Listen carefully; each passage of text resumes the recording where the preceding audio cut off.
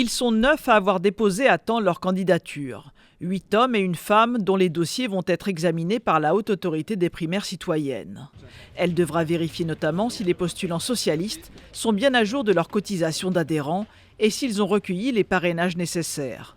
C'était le cas de Vincent Peillon, ancien ministre de l'Éducation nationale et député européen. L'adhérent du PS est désormais à jour des 20 000 € d'arriérés qu'il aurait omis de payer au Parti socialiste. C'est Benoît Hamon qui avait repris le portefeuille de Vincent Peillon.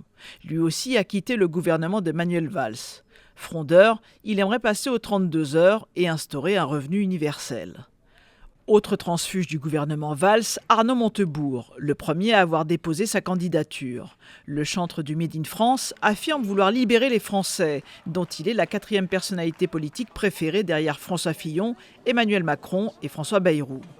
Manuel Valls, ancien Premier ministre et favori de cette primaire, a surpris en annonçant qu'il voulait supprimer l'article 49.3 de la Constitution, dont il a pourtant usé pour faire passer notamment la loi travail au Parlement.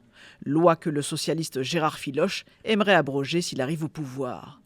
Viennent ensuite Jean-Luc Benamias du Front démocrate, François de Rugy du Parti écologiste, Sylvia Pinel du Parti radical de gauche et Fabien Verdier, membre du Conseil national du PS, le candidat surprise de dernière minute.